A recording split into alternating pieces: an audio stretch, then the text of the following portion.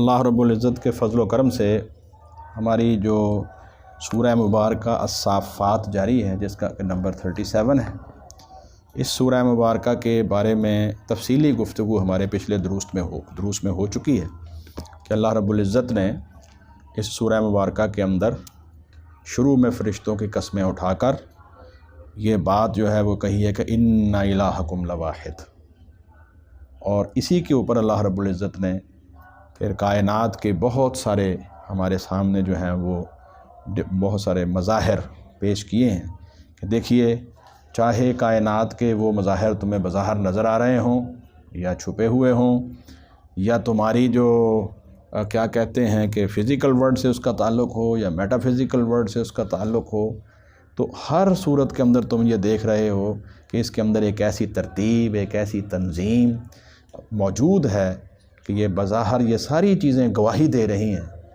کہ اس کائنات کا خالق، اس کا مالک، اس کا مدبر الامر اور اس کو چلانے والا اور اس کو حکم دینے والا وحدہ لا شریک ذات ہے، اور وہ ایک ہی ہے۔ اگر ایک سے زیادہ ہوتے تو یہ نظام تمہارے سامنے جو ہے وہ اس طرح منظم نہ ہوتا۔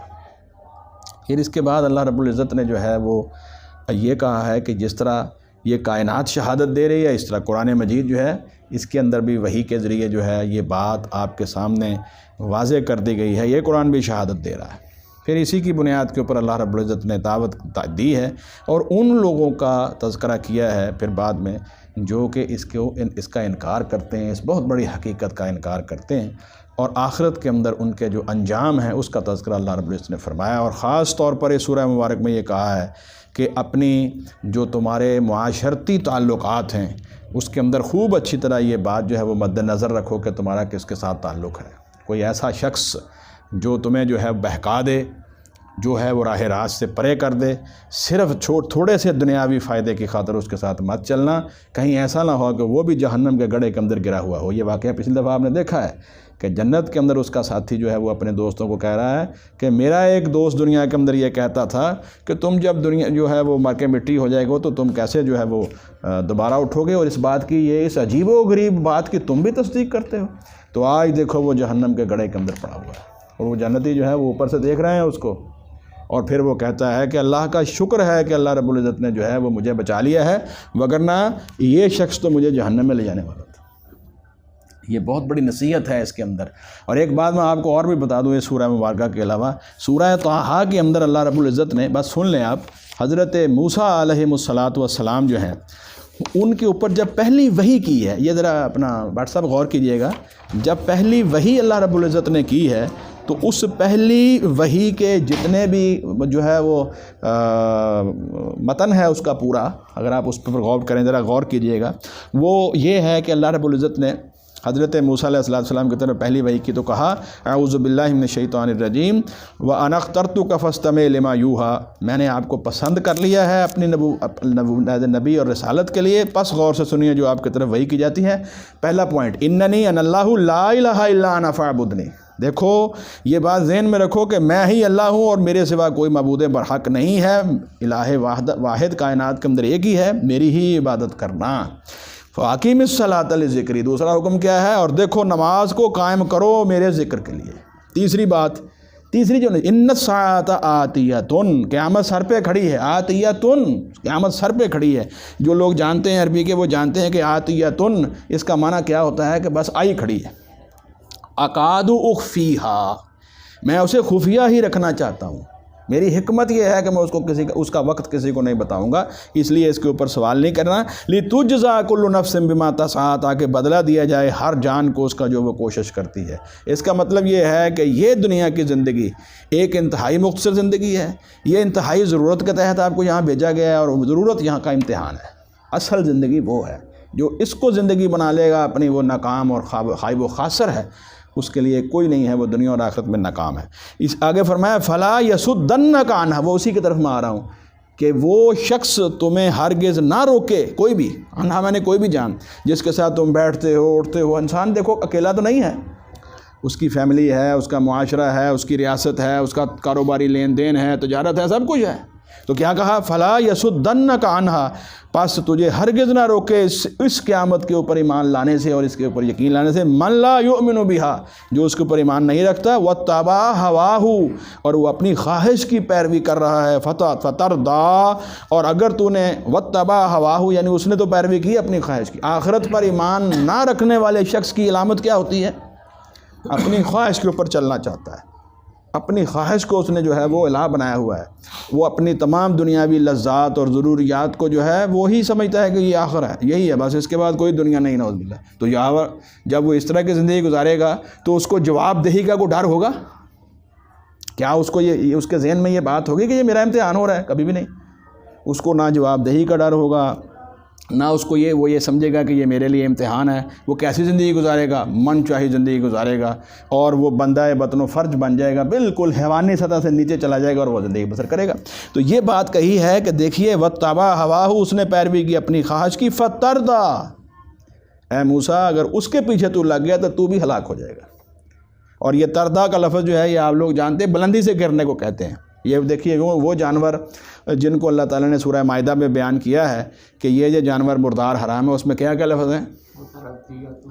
وَالنَّتِیحَةُ وَمَا أَكَلَ السَّبُعُ إِلَّا مَا زَكَّيْتُمْ، وہ تو ردیہ کون سے ہوتے ہیں؟ بلندی سے گرنے والے۔ تو یہ لفظ اسی سے، فترضا، آپ بھی یہ ہلاک ہو جائیں گے۔ اور اس لیے جو ہے وہ خوب اچھی طرح جان لو، دنیا کے اندر آپ نے اپنا پیشہ اختیار کرتے وقت، نوجوانوں سنو، آپ نے اپنی دوستیاں ڈیولپ کرتے وقت، آپ نے اپنی رشتہ داریاں ڈیولپ کرتے وقت اس بات کو سامنے رکھنا ہے کہ کہیں ہمارا ایمان نہ کو لے اڑے۔ سورہ مائدہ میں اللہ رب العزت نے اس کی طرف بھی اشارہ کیا ہے کہ دیکھو اہل کتاب کے ساتھ کھانا پینا تمہیں منع نہیں کرتے، جائز ہے۔ ان کی پاک دامن عورتیں، ان کی خاندانی پاک دامن عورتیں جو باحیا ہیں، ان کے ساتھ تم نکاح بھی کر سکتے ہو، لیکن یاد رکھو کہیں ایسا نہ ہو کہ ان کے ساتھ نکاح کے نتیجے کے اندر جو ہے وہ تمہارا ایمان ضائع ہو جائے، تم ان کے معاشرے کے اندر جو ہے وہ اتنا گھل مل جاؤ کہ اپنا ایمان ضائع کر۔ اس کے آخر میں بڑی زبردست قسم کی تنبیہ ہے کہ جو آدمی جو ہے وہ اس کے نتیجے کے اندر اپنے ایمان کو ضائع کر بیٹھا، اس کے سارے عمل ضائع ہو جائیں گے اور وہ آخرت میں خسارہ پانے والوں میں ہو جائے گا۔ تو یہ جتنی باتیں ہو رہی ہیں، دیکھیے اہل کتاب کے ساتھ نکاح کا مسئلہ لوگ اٹھاتے ہیں، لیکن دیکھ لیجئے زیادہ تر کیسز کے اندر یہی ہوا ہے کہ اس کے نتیجے کے اندر لوگ جو ہیں وہ انہوں نے اپنی آخرت برباد کی ہے۔ بہت تھوڑا ہوا ہے کہ لوگوں نے ان کو اپنے معاشرے کا حصہ بنایا ہے اور وہ عورتیں مسلمان ہوگی، بہت اچھی بات ہے، یہ بھی اس کا ایک پہلو ہے، لیکن یاد رکھیے یہ اس کا دوسرا خطرناک پہلو بھی ہے۔ تو وہاں دوست کی طرف بھی اشارہ اس سورہ مبارکہ سورہ صافات میں کیا گیا ہے۔ اور اس کے بعد اللہ رب العزت نے جنت اور جنت کی نعمتوں کا تذکرہ اس صورت میں اتنا خوبصورت کیا ہے کہ ایسے لگ رہا تھا جیسے ہم جنت کی سیر کر رہے ہیں ماشاءاللہ۔ اور اللہ رب العزت نے آخر میں یہ بات فرمائی، سورہ 61 نمبر آیت پہ ہم نے ختم کیا تھا۔ اللہ فرماتے ہیں ان ھذا لہو الفوز العظیم، 60 نمبر آیت، یہ بڑی ہی بہت بڑی کامیابی ہے، لمثل ھذا فلیعمل العاملون، جنت کی ان نعمتوں کے لیے اور اللہ کی رضا کو حاصل کرنے کے لیے عمل کرنے والوں کو عمل کرنا چاہیے۔ جیسے ہم کہتے ہیں کہ یار یہ اتنا بڑا انعام جو ہے وہ ملنا چاہیے تو ہمیں پارٹیسپیشن کرنی چاہیے، یعنی اللہ فرماتے ہیں۔ اور یہ جو تصور ایک ہمارے ہاں پیدا ہو گیا ہے نیا، جو اہل صوفیہ کے باطل لوگوں نے، یہ سنتے جائیے ساری بات، یہ قرآن مجید پڑھنے کا فائدہ یہی ہوتا ہے کہ آدمی کو ساتھ ساتھ یہ بھی پتہ چلے کہ باطل نظریات کون سے اور ان کا رد کیا ہے۔ ایک نظریہ جو ہے وہ اہل صوفیہ کے ہاں پایا تھا، ان کے ہاں بھی کچھ گروہ ایسے ہیں جو گمراہ ہیں، باطل پر ہیں، زیادہ تر وہ اس کے قائل نہیں ہیں، ان میں سے جو بہت اہل علم قسم کے صوفیہ ہیں، اگرچہ مختلف قسم کے تنقید ان کے اوپر ہے اور خرابیاں ہیں، لیکن اس طرح کے جو باطل نظریات ہیں وہ اس کو بھی ساتھ ساتھ سمجھنا اور سیکھنا چاہیے۔ کیا ہے باطل نظریہ؟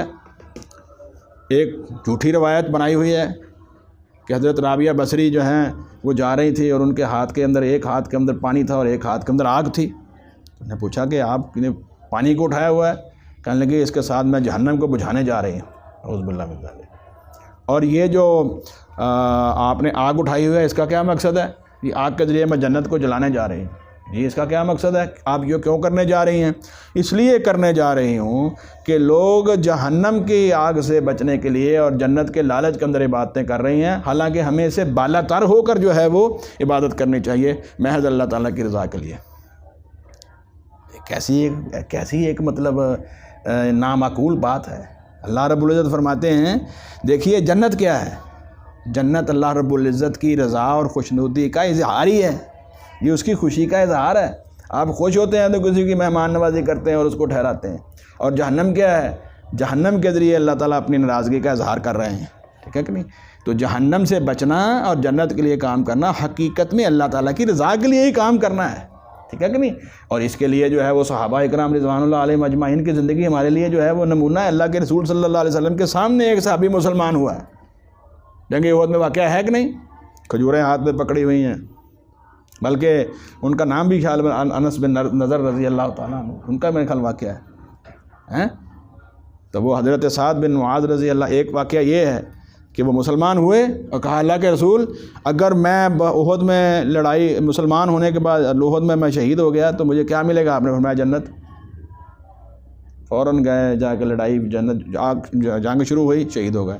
تو رسول اللہ صلی اللہ علیہ وسلم نے فرمایا کہ اس شخص کے اوپر جو ہے کتنا تعجب ہے، کتنی حیرانی والی بات ہے کہ اس نے کتنا تھوڑا عمل کیا ہے اور کتنا بڑا مقام اس نے حاصل کر لیا۔ اسی طرح حضرت انس بن نضر رضی اللہ عنہ کا واقعہ بھی ایک آتا ہے، حضرت سعد بن معاذ رضی اللہ عنہ بھی آ رہے ہیں، کہا سعد کدھر؟ آپ کدھر جا رہے ہیں؟ مجھے تو احد کے پیچھے جنت کی خوشبو آ رہی ہے۔ تو وہ اسی طرح ہی جو ہے وہ احد کے میدان کے اندر لڑتے ہوئے شہید ہوئے۔ تو کہنے کا میرا مطلب یہ ہے کہ یہ جو جنت کے لیے عمل کرنا اور جہنم کے خوف سے بچنا حقیقت میں یہ اللہ تعالیٰ کی رضا کے لیے عمل ہے۔ تو دین کی ایسی تعویلات اور تشریحات نہیں کرنی چاہیے۔ اسی طرح ہی ایک اور بات جو میں آپ کے سامنے رکھنا چاہتا ہوں وہ کیا ہے کہ دیکھیں جی یہ سورۃ الاخلاص کے اندر جو توحید آئی ہے یہ عام لوگوں کی توحید ہے۔ بسم اللہ الرحمن الرحیم، قل هو اللہ احد اللہ الصمد لم یلد ولم یولد ولم یکن لہ کفوا احد۔ یہ عام لوگوں کی توحید ہے، ایک خاص لوگوں کی توحید ہوتی ہے، ایک اخص الخاص جیسے ان لوگوں کی توحید ہوتی ہے۔ یہ ٹرمینالوجی بنائی ہوئی ہے۔ اور اللہ کے رسول صلی اللہ علیہ وسلم جو ہیں، کیا رسول اکرم صلی اللہ علیہ وسلم نے یہ جو قرآن مجید پیش کیا ہے یہ عام لوگوں کے لیے ہے؟ نہیں، اس میں خاص اور عام کی کوئی تقسیم نہیں ہے، ساری انسانیت کے لیے یہ فلاح ہے، یہی راستہ ہے۔ یاد رکھیے اللہ کی کتاب کے راستے کے اندر لوگوں نے اتنی رکاوٹیں اور بیریئرز بنا دیے ہیں، اللہ تعالیٰ معاف فرمائے، کہ لوگ اس کتاب کو جو ہے، کچھ تو لوگ جو ہیں اس کو اتنا مشکل سمجھتے ہوئے ادھر نہیں آتے، اور کچھ سمجھتے ہیں کہ شاید ہدایت کے لیے نعوذ باللہ یہ ناکافی ہے، اس لیے ہمیں کوئی اور طریقے اختیار کرنے چاہیے۔ اس لیے تو لوگوں کے اندر بدعات اور گمراہیاں آئی ہیں۔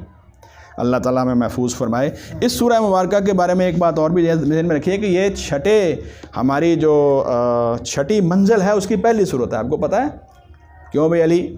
آپ ماشاءاللہ نوجوان ہیں، قرآن مجید کے اندر 7 منزلیں ہیں، تو پتہ ہے کہ یہ منازل جو ہیں کس طرح صورتوں کے اندر چلتی ہیں، کتنی صورتوں کے بعد کتنی منزلیں ہو جاتی ہیں؟ دیکھیے بڑا آسان کلیہ آپ کو بتا دیتا ہوں۔ پہلی صورت میں 3 جمع کریں کتنا بن جائے گا؟ چوتھی صورت میں پہلی منزل ختم ہو جائے گی۔ 4 میں 5 جمع کریں کتنا ہو جائے گا؟ 9 پہ جا کے دوسری منزل ختم ہو جائے گی۔ 9 میں 7 جمع کر دیں 16 پہ جا کے تیسری منزل۔ 16 میں 9 جمع کر دیں 25، 25 پہ جا کے چوتھی منزل۔ 25 میں 11 جمع کر دیں 36، 36 نمبر پہ ایک 5ویں منزل ختم ہو گئی۔ اور یہاں 37 نمبر دیکھیے سورہ صافات کا ہے، یہ ہوگی پھر ہماری چھٹی منزل کی پہلی سورہ مبارکہ، اور اس کے اندر 13 جمع کر دیں 36 کے اندر تو 49 پہ جا کے سورہ حجرات پہ جا کے ہماری چھٹی منزل ختم ہو جائے گی، اور پھر آگے 50 سے شروع کر کے 114 تک جو ہے یہ ہماری 7ویں اور آخری منزل ہوگی۔ اس کے آگے پھر 3 حصے ہوتے ہیں، یہ تفصیلات ہم پہلے کر چکے ہیں، آپ کے لیے دہرا رہا ہوں انشاءاللہ۔ قرآن مجید کا فہم اور اس کے اندر موجود مضامین کو بار بار دہراؤ، یہ ہے ہی دہرانے والی کتاب ہے۔ اللہ کے رسول صلی اللہ علیہ وسلم نے فرمایا مجھے قسم اس ذات کی جس کے قبضے میں میرے جان ہے، قرآن مجید کو اگر آپ چھوڑ دیں گے اس کا دور کرنا تو یہ تم سے اس طرح نکل جائے گا جس طرح کہ اونٹ نکل جاتا ہے اگر اونٹ کو باندھا نہ جائے۔ یعنی اس کے مضامین کو بار بار دہراؤ۔ حافظ ہے تو اس کو یاد کرے، ترجمہ پڑھنے والا ہے اس کا ترجمہ بار بار پڑھے، اس کے اندر ناظرے کا دور آپ کریں، ترجمے کا دور کریں، مضامین کو بار بار دیکھیں، پھر یہ قرآن بچتا ہے۔ اور صحابہ کرام رضوان اللہ علیہم اجمعین نے اس طرح ہی قرآن مجید کو بچایا ہے۔ کوئی زور کے بعد جو ہے وہ سنتیں پڑھ رہا ہے، اس کے اندر لبی صورتوں کی تلاوت ہو رہی ہے، کوئی تہجد میں کھڑا ہے، کوئی کسی طرح کھڑا ہے۔ بلکہ ایک عجیب واقعہ ہوا ہے جنگ یرموک کے اوپر۔ بادشاہ نے یہ کہا، اس نے بیزنٹینز نے، اس نے کیا کہا جب اس کو شکست ہو گئی تو اس نے کہا ہمیں شکست کیوں ہوئی ہے؟ یہ عرب کے لوگ جو ہیں ان کے پاس تو ملٹری اکیڈمیز بھی کوئی نہیں ہے، ٹریننگ یہ نہیں کرتے، اسلحہ ان کے پاس نہیں تھا، تمہارا پاس سب کچھ یہ تھا، تم پھر شکست کھا گئے ہو، جو صحرا سے اٹھ کے آئے ہیں۔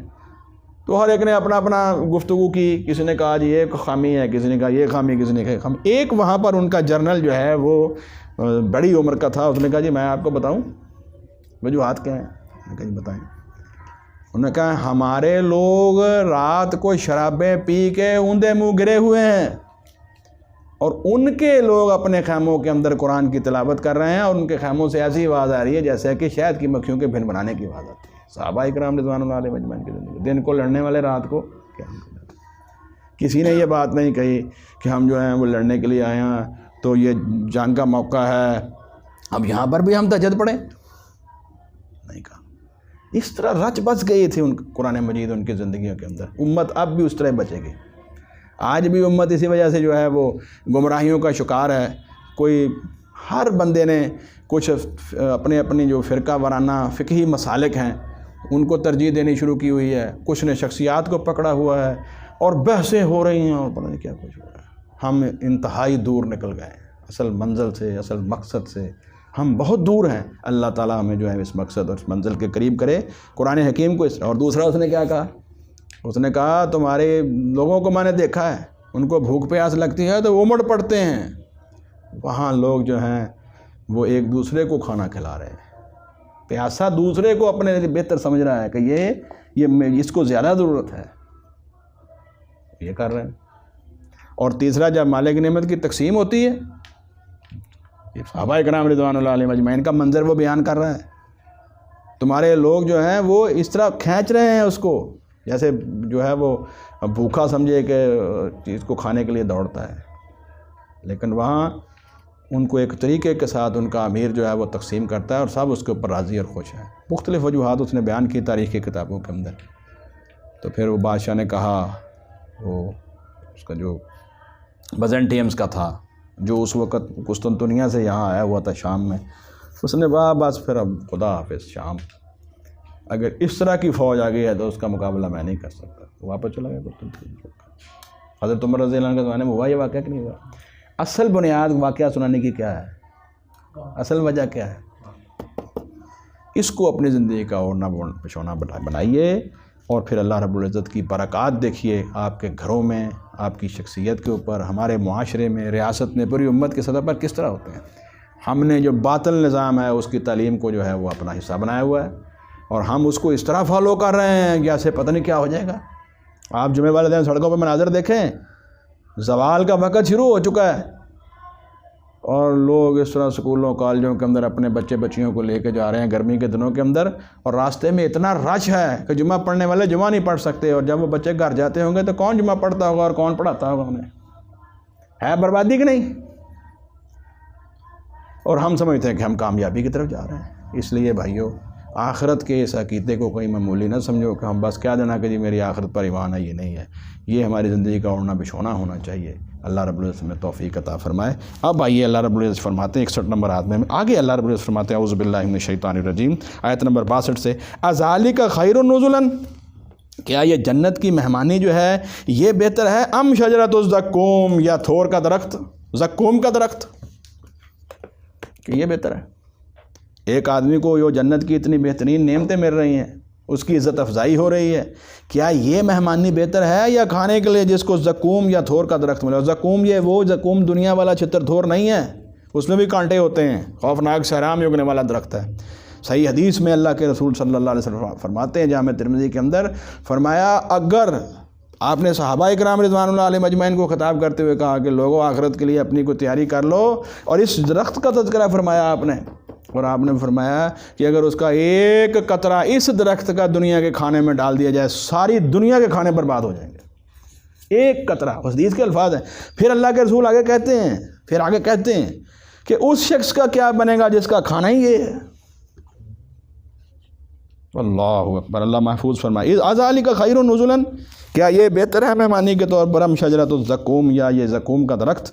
اور اس کا مذاق اڑایا تھا اہل عرب نے۔ اچھا جی یہ زقوم کا درخت بھی کو ہوگا؟ دیکھو جی محمد صلی اللہ علیہ وسلم کیا کہہ رہے ہیں، درخت جو ہے وہ آگ درخت کو کھا جاتی ہے، یہ کہہ رہا ہے آگ کے اندر درخت ہوگا۔ اور ابو جہل نے کس طرح مذاق اڑایا، اپنی لونڈی کو کہا ذرا بہترین قسم کا جو ہے وہ اپنا مکھن اور وہ لے کے آؤ کھجور، وہ مجھے پیش کرو۔ کہا ہمارا زقوم تو یہ ہے، وہ محمد کا زقوم ہے، نعوذ باللہ من ذلک، استغفر اللہ ربی من کل ذنب واتوب الیہ۔ ایسے بدبخت اور اتنا متکبر شخص مذاق کیسے اڑایا؟ اللہ اکبر۔ اذالک خیر نزلا من شجرۃ الزقوم انا جعلناها فتنۃ للظالمین، بلا شبہ ہم نے اسے بنایا ہے ایک فتنہ ظالموں کے لیے۔ کیا وہ یہ اس پر ایمان نہیں لاتے اور کہتے ہیں کہ درخت، آگ کے اندر درخت کیسے ہوگا؟ آپ دیکھیے میں آپ کو ایک بڑی مثال دیتا ہوں بھٹ صاحب، جو ایگریکلچر والے لوگ ہیں وہ جانتے ہیں کہ اگر زمین سیلابی ہوئی ہو، زیادہ ہو، اور ہم وہاں پر پودا لگا دیں تو وہ پودا سوکھ جاتا ہے۔ کیوں؟ کیونکہ پانی چڑھ جاتا ہے، سیلاب آ جاتی ہے۔ ایک پودے کو ضرورت سے زیادہ پانی لگا دیا جائے تو وہ سوکھ جاتا ہے۔ پانی اس کی زندگی ہے، پانی اس کی زندگی ہے کہ نہیں اپنا ڈاکٹر صاحب؟ لیکن وہی پانی اگر اس کو ضرورت سے زیادہ ملے تو وہ درخت ختم ہو جاتا ہے، ایسا ہے کہ نہیں؟ لیکن مجھے دکھائیے سمندروں میں کتنے پودے ہیں پانی میں اگ رہے ہیں کہ نہیں؟ اور ایسے ایسے پودے سمندروں کے اندر اگے ہوئے ہیں جن کی ٹوٹل تعداد سطح زمین کے پودوں سے زیادہ ہے، وہ پانی میں اگ رہے ہیں۔ اللہ تعالیٰ انہیں اگا رہے ہیں کہ نہیں؟ تو کیا اللہ رب العزت اس بات پر قادر نہیں ہے کہ وہ آگ کے اندر جو ہے وہ درخت پیدا کر دیں؟ اللہ تعالیٰ قادر ہے۔ انہا شجرۃ، بے شک وہ ایک درخت ہے، تخرج جو نکلتا ہے اگتا ہے، فی اصل الجحیم، دوزخ کی گہرائی سے، اس کی بہت زیادہ گہرائی سے وہ اگتا ہے، طلعوہا، اس کے خوشے، کأنہ، گویا کہ وہ تشبیہ دی ہے، رؤوس الشیاطین، وہ سر ہیں شیطانوں کے یا سانپوں کے۔ یہ شیطان کا لفظ جو ہے وہ عام طور پر ہم لوگ خوفناک چیز کے اوپر بھی بولتے ہیں، سانپ کے جو پھن ہوتے ہیں اس کے اوپر بھی بولتے ہیں، کہ اس کے خوشے جو ہیں وہ گویا ایسے ہیں جیسے شیطانوں کے یا سانپوں کے سر ہیں۔ یہ حقیقت میں وہ پودا ہے، تم اس کو مذاق نہ سمجھو۔ فَإِنَّهُمْ، اور بلا شبہ وہ لَآكِلُونَ مِنْهَا، ضرور کھائیں گے اس میں سے، فَمَالِئُونَ، اور پھر وہ بھر لیں گے، مِنْهَا، اس سے، البطون، اپنے پیٹ۔ ایک میں نے بات وہاں پر کی تھی، دائیں ہاتھ کی انگلی رکھنی ہے مسٹر علی، میں نے پچھلی دفعہ یہ بات کی تھی کہ جنت کی نعمتیں جب انسان کھائے گا تو وہ بھوک پیاس کے لیے نہیں کھائے گا، بھوک پیاس وہاں ہے ہی نہیں، کیوں بھٹ صاحب؟ وہاں لذت کے لیے کھائے گا، لذت للشاربین۔ پچھلی دفعہ اللہ رب العزت نے یہ آیت مبارکہ گزر چکی ہے، لیکن جہنمی جو ہے وہ انتہائی بھوک اور پیاس محسوس کرے گا تو اس کو کھانا پڑے گا، اس کے لیے بھوک اور پیاس سزا کے طور پر اس کو دی جائے گی، اور جنتی کو اسے آزاد کر دیا جائے گا، جس چیز کو بھی کھانا چاہے گا لذت کے لیے کھائے گا۔ فَإِنَّهُمْ لَآكِلُونَ مِنْهَا، بلا شبہ وہ ضرور کھائیں گے اس میں سے، فَمَالِئُونَ، پھر بھر لیں گے وہ، مِنْهَا، اس سے، البطون، اپنے پیٹ، ثُمَّ إِنَّ لَهُمْ، پھر بے شک ان کے لیے، عَلَيْهَا، اس کے اوپر، لَشَوْبًا، ملاوٹ ہوگی، مِنْ حَمِيمٍ، گرم کھولتے ہوئے پانی کی۔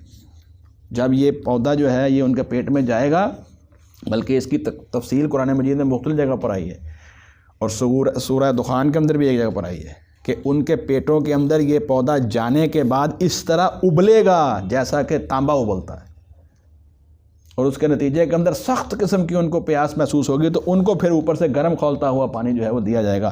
دعا کیجیے اللہ تعالی ہمیں محفوظ رکھے ان سے جی۔ ثم ان لهم علیہا، پھر بے شک ان کے لیے اس کے اوپر، لشوبن، یقیناً ملاوٹ ہوگی، من حمیم، گرم کھولتے ہوئے پانی کی، ثم ان، پھر بے شک، مرجعہم، ان کا لوٹنا ہوگا۔ قرآن مجید کی آیات پہ غور کیجیے گا، ثم ان مرجعہم، پھر بے شک ان کا لوٹنا ہوگا، الی الجحیم، یقیناً جہنم کی طرف۔ اب سوال یہ ہے وہ تو پہلے جہنم میں ہے، وہ کس جہنم کی طرف لوٹیں گے؟ بٹ غور کرنے والی بات ہے، سارا کچھ تو جہنم کے ہے، پانی بھی جہنم کے اندر ہی ہے، درخت بھی جہنم کے اندر ہی ہے، وہ بھی جہنم ہے، تو یہ کس جہنم کی طرف لوٹیں گے؟ دیکھیے فرق ہے، ہر چیز کا فرق ذرا دیکھیں، کمپیریزن ہو رہا ہے۔ جنتیوں کو ہر چیز مل رہی ہے، ان کی بیٹھے بٹھائے ان کی جگہ پر خواہش کر رہے ہیں، ہر چیز ان کے سامنے پیش ہو رہی ہے۔ ان کو اگر بھوک اور پیاس لگے گی تو ہانک کے لے جایا جائے گا وہاں پر کہ جا کے وہ زقوم کھاؤ اور گرم پانی پیو اور دوبارہ دفع ہو جاؤ اپنی اسی جگہ پر جہاں سے آئے ہو، اور یہ لمبے سفر ان کو طے کرنے پڑیں گے۔ اللہ تعالیٰ محفوظ رکھے۔ پتہ لگ گیا جنتی اور جہنمی کا فرق۔ تو اس لیے سورہ حشر میں اللہ رب العزت فرماتے ہیں لا یستوی اصحاب النار و اصحاب الجنہ، لوگوں جنت والے اور جہنم والے برابر نہیں ہیں. اصحاب الجنت هم الفائزون، جنت والے بہت زیادہ کامیاب لوگ ہیں. انہم، یہ کون لوگ تھے؟ بلا شبہ الفوا، لکھے الفوا، انہوں نے پایا آباہم، اپنے باپ دادا کو ضالین، گمراہ، اپنے آباء و اجداد کو گمراہ پایا. لیکن کیا ہوا؟ فہم علی آثارہم یہرعون، اور وہ ان کے قدموں کے نشان پر بھی دوڑے جا رہے ہیں. اس کے باوجود کہ انہیں پتہ ہے کہ ہمارے آباء و اجداد، ہم دیکھ لیں ہمارے گاؤں میں دیکھ لیں، شہروں میں دیکھ لیں، خاندانی روایات اس طرح کی بنی ہوئی ہیں، سب کو پتہ ہے غلط ہے، لیکن اس کے پیچھے بھاگے جا رہے ہیں. کبھی بڑے کے نام جو ہے وہ وراثت کر دی، سب کو محروم کر دیا. کبھی عورتوں کی شادی جو ہے وہ نعوذ باللہ وراثت نہ دینے کے پیش نظر عورتوں کے قرآن کے ساتھ شادی کر دی، نعوذ باللہ من ذالک. ساری زندگی جو ہے وہ وراثت لے ہی نہیں سکتے. دیکھ لیجئے صریحاً قرآن مجید کی مخالفت. اور وہ جی ہماری جائیداد تقسیم ہو جائے گی، ہم زمینوں کے مالک ہیں اور ہماری جو ہم لینڈ لارڈ نہیں رہیں گے. اب سنو ذرا، اللہ رب العزت فرماتے ہیں کہ انہوں نے اپنے باپ دادا کو گمراہ پایا، پھر بھی ان کے قدموں کے نشان پر دوڑے جاتے ہیں. اس بات کی فکر کرنی چاہیے کہ انسان اپنے پیچھے کیا آثار چھوڑ کے جا رہا ہے. یہ بات سورہ یاسین میں گزر چکی ہے. ہر انسان کا اچھے یا برے عمل کے اثرات جتنی دیر دنیا میں رہیں گے، اچھا ہے تو اس کے اجر بھی اتنا ہی زیادہ ملے گا، برا ہے تو اس کے اثرات بھی اتنے اس کے اوپر وارد ہوں گے. اللہ تعالیٰ محفوظ رکھے. فہم علی آثارہم، اور وہ ان کے قدموں کے نشانات پر یہرعون، دوڑے جاتے ہیں. وَلَقَدْ ضَلَّ، بلا شبہ تحقیق گمراہ ہوئے، قبلہم، ان سے پہلے، اکثر الاولین، بہت سے اگلے لوگ. آج بھی یہی حال ہے. پہلے بھی لوگ، اکثریت جو ہے وہ گمراہ ہوئی ہے، آج بھی اکثریت گمراہی کے اوپر چل رہی ہے. اللہ رب العزت بلکہ ایک جگہ فرماتے ہیں کہ اگر آپ، اے محمد کریم صلی اللہ علیہ وسلم اور آپ کے ساتھیوں، اگر تم دنیا میں اکثریت کے پیچھے چلو گے، اکثر لوگوں کے پیچھے چلو گے، تو وہ تمہیں ہدایت کے راستے سے ہٹا دیں گے. اکثریت نے اس وقت بھی اس کو نہیں سمجھا اور اکثریت نے آج بھی اس کو نہیں سمجھا.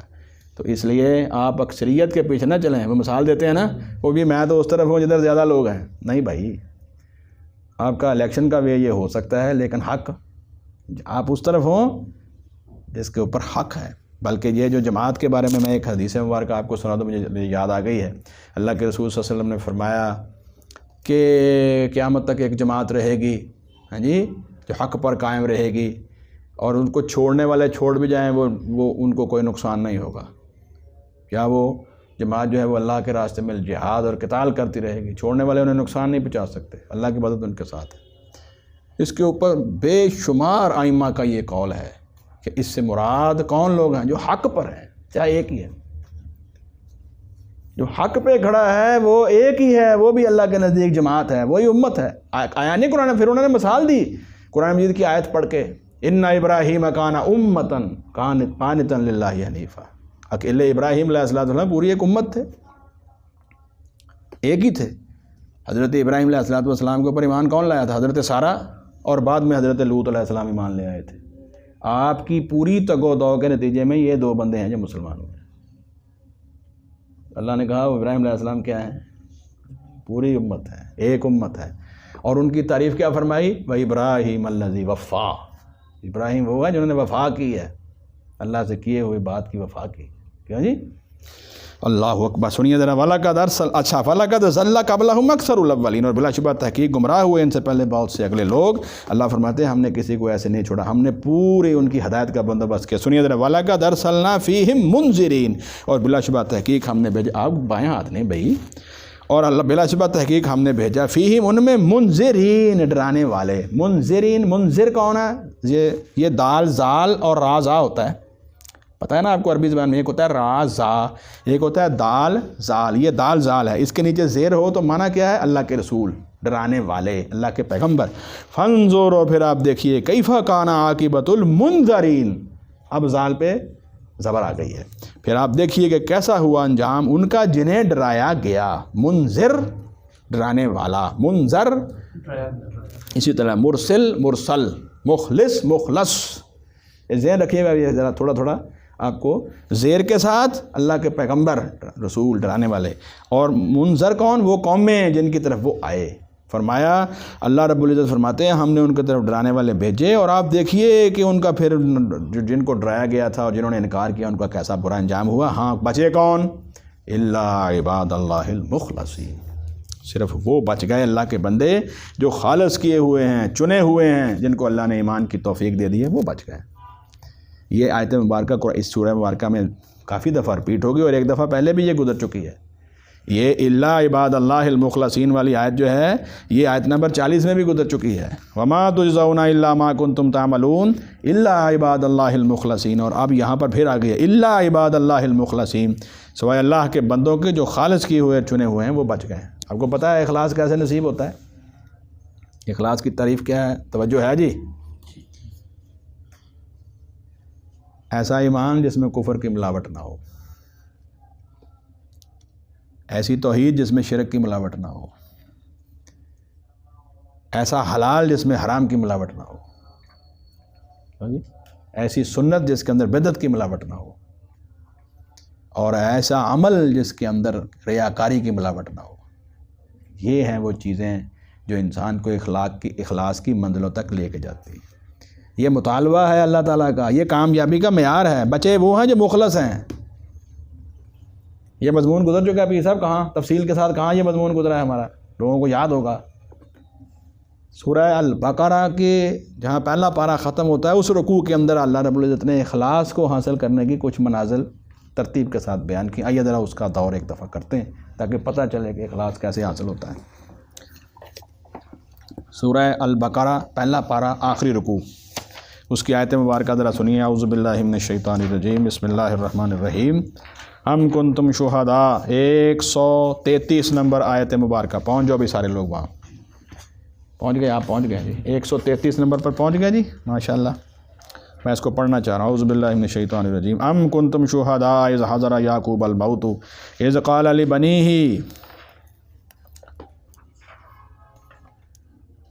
لبنیہ ما تعبدون من بعدی قالوا نعبد الہک و الہ آبائک ابراہیم و اسماعیل و اسحاق الہ واحدا ونحن لہ مسلمون۔ پہلا درجہ آ گیا۔ اب اسی طرح آپ آگے بڑھیے۔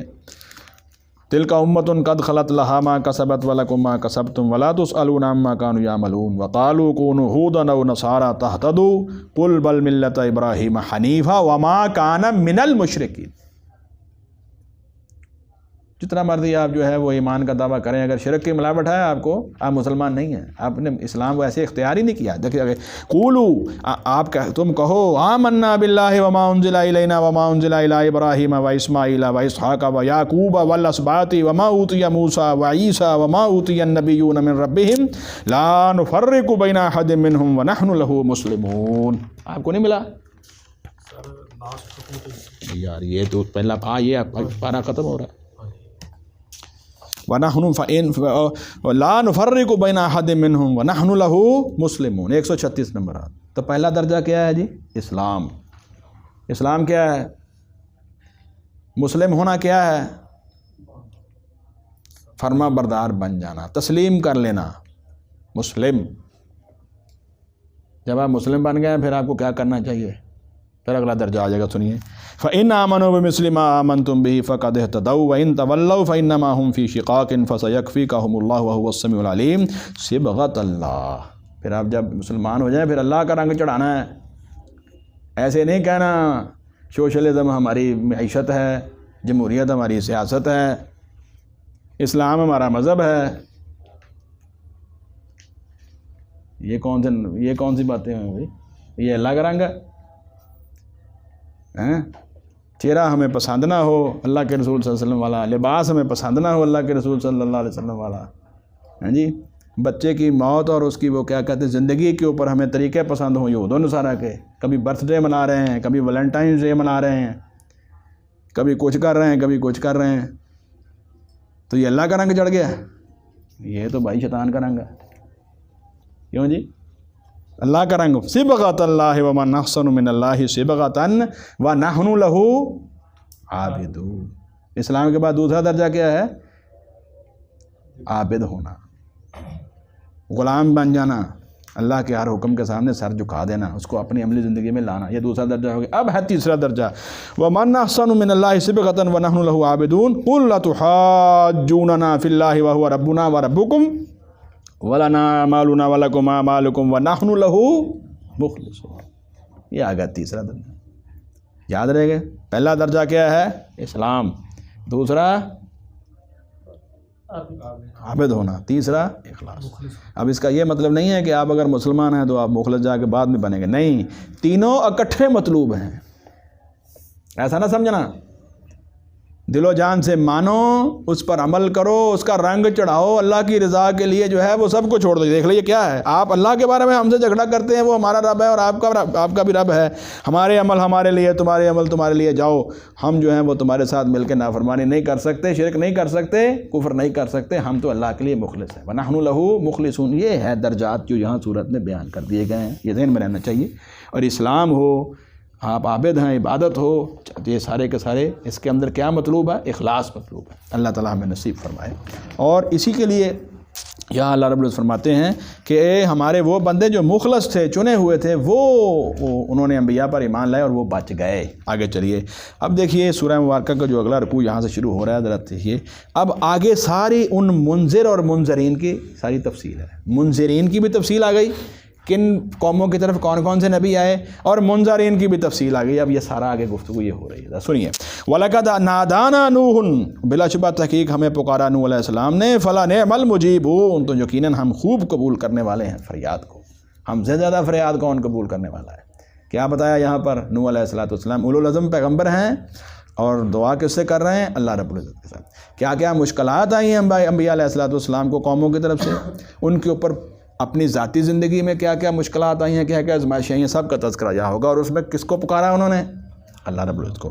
وَلَقَدْ نَادَانَا، اور بلا شبہ تحقیق ہمیں پکارا نوح علیہ السلام نے، فَلَنِعْمَ الْمُجِيبُونَ، تو یقیناً ہم خوب قبول کرنے والے ہیں فریاد کو۔ وَنَجَّيْنَاهُ، اور ہم نے اسے نجات دی، وَأَهْلَهُ، اور اس کے گھر والوں، اس کے اہل کو بھی، مِنَ الْكَرْبِ الْعَظِيمِ، ان کی بہت ساری بیویوں میں سے جو بھی تاریخ میں آئی ہوں گی، ان میں سے ایک بیوی تو ناکام ہو گئی، کافروں کے ساتھ مل گئی، اور ایک بیٹا وہ بھی جو ہے وہ کہتا وہ کشتی میں سوار نہیں ہوا، اور وہ نتیجہ نکلا کہ پہاڑ کے اوپر کہتا تھا میں چڑھ جاؤں گا، لیکن ڈوب گیا، ختم ہو گیا۔ باقی سارے اہل اور ایمان لانے والے بچ گئے۔ وَنَجَّيْنَاهُ، اور ہم نے اسے نجات دی، وَأَهْلَهُ، اور اس کے اہل کو۔ اہل سے کون مراد ہیں؟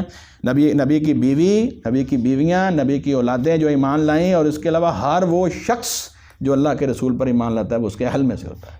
سمجھ آئی بات؟ وَنَجَّيْنَاهُ وَأَهْلَهُ، اور ہم نے اسے نجات دی اور اس کے اہل کو، مِنَ الْكَرْبِ الْعَظِيمِ، بہت بڑی پریشانی سے۔ وَجَعَلْنَا، اور ہم نے کر دیا، ذُرِّيَّتَهُ، اس کی اولاد کو، هُمُ الْبَاقِينَ، انہی کو باقی رہنے والے۔ دیکھیے ایک بات یاد رکھ لیے، چاہے جتنا مرضی جڑی بوٹیاں اگائیں، گھاس پھوس جتنی مرضی اگائے، اس کی الٹیمیٹ منزل جو ہے وہ تباہی ہے، اس نے ختم ہو جانا ہے۔ پانی کے اوپر جھاگ آپ کو کتنی مرضی نظر آئے، پانی آپ کو تھوڑا سا نظر آئے، اصل چیز وہ تھوڑا سا پانی ہے، وہ حق ہے، باطل نے اڑ جانا ہے۔ آپ کو سونے کے اوپر جو ہے، سونا جب آپ وہ پگھلاتے ہیں، اس کے اوپر جتنی مرضی میل نظر آئے، اتنی زیادہ بھری ہوئی ہے اس کے اوپر، وہ میل ہمارے کسی کام کی نہیں ہے، اصل سونا کس کام کا ہے۔ اللہ رب العزت کی یاد رکھیے، لوگوں نے یہ بات اپنی آنکھوں سے دیکھی۔ حضرت عمر بن عبدالعزیز رحمہ اللہ جب وفات ہوئے، ان کی کثیر اولاد تھی، لوگوں نے کہا آپ نے ان کے لیے کوئی جائیداد بنائی نہیں ہے، کوئی لمبی چوڑی جائیداد نہیں بنائی، یہ ضرورت کی چیزیں جو آپ کے پاس ہے وہی ہیں۔ انہوں نے کہا جب ان کو ضرورت ہوگی اللہ تعالیٰ ان کو دے دے گا۔ اور وہ بنو امیہ کے لوگ جو عہدوں پہ آ کے لوگوں کی زمینوں پہ ناجائز قبضے کرتے تھے، اللہ کے ایسی واقعات تاریخ میں موجود ہیں۔ لوگوں نے دیکھا ان کو گلیوں میں بھیک مانگتے دیکھا، اللہ معاف فرمائے۔ اور عمر بن عبدالعزیز رحمہ اللہ کے بچوں کو بڑے گھروں میں اور بڑی زمینوں کے اوپر جو ان کا مالک بنتے ہوئے دیکھا۔ طریق صاحب کیوں بلا؟ میں نے پہلے کہا ہے، حلال اور حق بچتا ہے، اس میں اللہ برکت دیتے ہیں، اور اسی برکت کے نتیجے کے اندر وہ چلتا ہے۔ تو نوح علیہ السلام کی اولاد میں ہوئی برکت، حق والے لوگ ساتھ۔ دیکھیے وَجَعَلْنَا فِي ذُرِّيَّتَهُ، اور ہم نے کر دیا اس کی اولاد کو، هُمُ الْبَاقِينَ، انہی کو باقی رہنے والے، وہی باقی رہے۔ وَتَرَكْنَا عَلَيْهِ فِي الْآخِرِينَ، اور ہم نے چھوڑا اس پر پیچھے آنے والوں کو۔ کون؟ ایک برکت تو یہ ہوئی کہ اللہ نے اولاد دی، دوسری برکت کیا ہے؟ ان کا دین آگے چلا، ایمان والے لوگ ان کی نسل میں پیدا ہوتے رہے۔ اور یہی فکر ہونی چاہیے ہمیں، انبیاء علیہ السلام کو بھی یہی فکر، ہمیں بھی فکر ہونی چاہیے، یا اللہ ہماری اولادوں کو بھی دین پہ رکھنا، اور ان کی آگے جو نسل چلے ان کو بھی دین پہ رکھنا۔ استقامت رہے، خاتمہ ایمان پہ ہو، یہ دعا ہمیشہ انسان کو کرتے رہے۔ وَتَرَكْنَا عَلَيْهِ فِي الْآخِرِينَ، کہتے نہیں ہیں وہ بابرکت شخص ہے، اس کی نسل آگے چلی ہے، اور نسل بھی ایسے آگے چلی کہ اس کی نسل میں اللہ نے علماء پیدا کر دیے، قرآن کے ماہرین پیدا کر دیے، دیندار لوگ اور متقی لوگ پیدا کر دیے۔ تو یہ ہے اصل برکت، سمجھ آئے گی بات؟ وَتَرَكْنَا عَلَيْهِ فِي الْآخِرِينَ، اور نوح علیہ السلام کے لیے ہم نے چھوڑا اس پر پیچھے آنے والوں میں سے سلام علی نوح فی العالمین، جہانوں کے اندر جو ہے وہ سلام ہو نوح علیہ السلام پر۔ یہ اللہ رب العزت نے ان کے لیے جو ہے وہ سلام کا لفظ استعمال کیا ہے، نوح علیہ السلام پر سلام ہو، جہانوں پر اللہ کے عظیم پیغمبر تھے۔ اِنَّا كَذَلِكَ نَجْزِي الْمُحْسِنِينَ، یہ آیت بھی بہت دفعہ آئے گی، مخلصین والی بھی آ رہی ہے، یہ بھی آیت ہے سورۃ میں بار بار، اِنَّا كَذَلِكَ نَجْزِي الْمُحْسِنِينَ، بلا شبہ ہم اسی طرح ہی بدلہ دیتے ہیں نیکی کرنے والوں کو، احسان کرنے والوں کو۔ اور احسان کیا ہوتا ہے پتہ ہے؟ احسان کیا ہوتا ہے؟ نمبر 1، نیکی انتہائی اخلاص کے ساتھ کرنا، ایسا کہ جیسا کہ میں اللہ رب العزت کو دیکھ رہا ہوں، یا دوسرا درجہ اللہ رب العزت مجھے دیکھ رہے ہیں۔ اور احسان کا مطلب کیا ہے؟ کہ اس کے اندر شائبہ بھی نہ ہو کہ مجھے بدلہ دیا جائے گا، یہ ہے احسان۔ یہ ہے ایک پنجابی والا احسان ہے، وہ نہیں، یہ پنجابی والا احسان مراد نہیں ہے یہاں، جس میں ہم ہر جگہ پہ دوسروں کو کہتے ہیں، جتلاتے پھرتے ہیں، اور یہ بیماری ہمارے رشتہ داروں میں بہت زیادہ ہے، اللہ معاف فرمائے، رشتہ داریوں کے اندر بہت زیادہ ہوتی ہے۔ کیوں جی؟ یہ وہ احسان نہیں، یہ اصل احسان ہے جس کے اندر صرف اور صرف بدلہ کہاں سے ملنا ہے؟ اللہ تعالیٰ کی طرف سے۔ اِنَّا كَذَلِكَ نَجْزِي الْمُحْسِنِينَ، بلا شبہ ہم اسی طرح بدلہ دیتے ہیں نیکی کرنے والوں کو۔ إِنَّهُ مِنْ عِبَادِنَا الْمُؤْمِنِينَ، بے شک وہ تھا ہمارے مومن بندوں میں سے کون؟ نوح علیہ السلام۔ ثُمَّ أَغْرَقْنَا الْآخَرِينَ، پھر ہم نے غرق کر دیا دوسروں کو، دوسرے سارے کے سارے جنہوں نے جو کشتی میں سوار نہیں ہوئے، ایمان نہیں لائے، وہ کیا ہو گئے؟ غرق ہو گئے۔ وَإِنَّ مِنْ شِيعَتِهِ لَإِبْرَاهِيمَ، پھر نوح علیہ السلام کی نسل میں سے جو بابرکت پیغمبر آئے ہیں عظیم الشان، ان میں سے ایک حضرت ابراہیم علیہ السلام بھی ہیں، اور بے شک اسی نوح علیہ السلام کے گروہ میں سے یقیناً ابراہیم علیہ السلام بھی تھے۔ شیعہ کا مطلب ہوتا ہے گروہ، ساتھی، جو کسی کے خاص مقصد کے لیے کسی کے ساتھ چلے اور اس مقصد کے لیے اس کا ساتھی بنے، اسے شیعہ کہتے ہیں۔ وَإِنَّ مِنْ شِيعَتِهِ، اور بے شک، اور شیعہ کا معنی گروہ بھی ہوتا ہے، وَإِنَّ مِنْ شِيعَتِهِ، اور بے شک کسی نوح علیہ السلام کے گروہ سے لَإِبْرَاهِيمَ، یقیناً ابراہیم علیہ السلام بھی تھے۔ إِذْ جَاءَ رَبَّهُ بِقَلْبٍ سَلِيمٍ، وہ آیا اپنے رب کے پاس پاک صاف دل لے کے، قلب سلیم دے کے۔ قلب سلیم کیا ہے؟ فرما برداری والا دل لے کے آیا، یعنی کہ اللہ رب العزت نے ان کو ایسا قلب سلیم عطا فرمایا تھا کہ اللہ کی طرف سے جو حکم آتا اس کو فوراً وہ سر تسلیم خم کرتے تھے۔ إِذْ قَالَ لِأَبِيهِ، جب اس نے اپنے باپ سے کہا، وَقَوْمِهِ، اور اپنی قوم سے کہا، مَاذَا تَعْبُدُونَ، تم کیا کر رہے ہو؟ تم کس چیز کی عبادت کر رہے ہیں؟ دیکھیں کہاں سے دعوت شروع کی؟ گھر سے، اپنے بھی بچوں کا سب سے پہلے وہاں سے دعوت شروع کرو، اور ان کو دیکھو کہ کیا ان کا ایمان ٹھیک ہے، نمازوں میں کمی تو نہیں آ رہی، عبادات کی طرف رجحان ہے، یا وہ سارا دن وہی چل رہا ہے، گیمیں ہی چل رہی ہیں اس کے اوپر، موبائلوں کے اوپر۔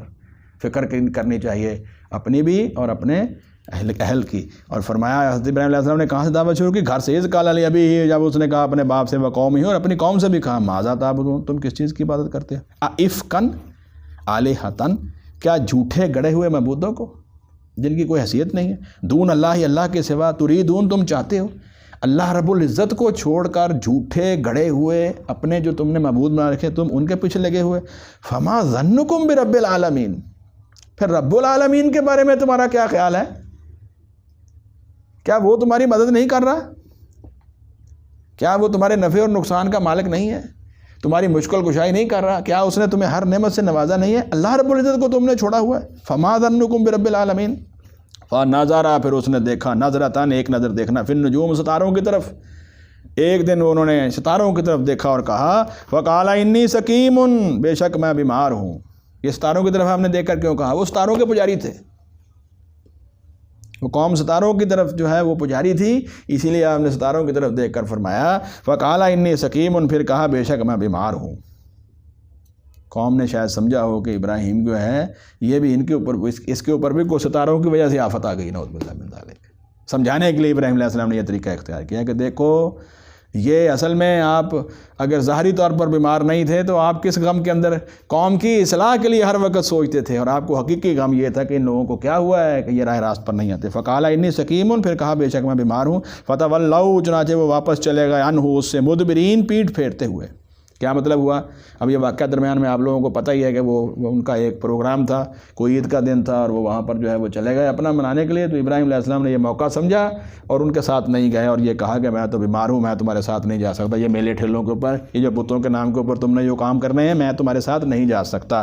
تو وہ سب چلے گئے۔ تو پھر حضرت ابراہیم علیہ السلام جو ہے ان کے معبد میں گئے، ان کے عبادت گاہ میں گئے، اور وہاں انہوں نے کیا کیا؟ فراغا، تو وہ متوجہ ہوا الی آلہتہم، ان کے معبودوں کی طرف، فقال، تو اس نے کہا الا تاکلون، اور بھائی تم کھاتے کیوں نہیں ہو؟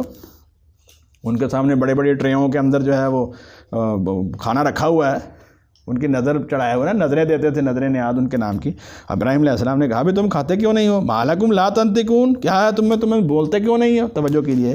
فراغ علیہم، پھر متوجہ ہوا ان پر، پھر وہ ان پر متوجہ ہوا، ان کی طرف ضربن، مارتا ہوا، بالیمین، دائیں ہاتھ سے۔ پھر آپ نے کہا کہ ان کا علاج یہی ہے، پھر آپ نے جو ہے وہاں پر ہتھوڑا پکڑا اور کسی کی ٹانگ اور کسی کا بازو اور کسی کے سر جو ہے وہ اتار دیا، اور سارا جو ہے ان کا جو بتوں کا جو ہے وہ حال وہاں پر بالکل یہ اس وقت آپ اندازہ لگائیے کہ پوری قوم، پوری سلطنت، ان کے والد صاحب اور سارے کے سارے کس قدر بتوں کے اوپر پابند تھے، اور ابراہیم علیہ السلام نے پھر اس کا کس طرح کلا کما کیا۔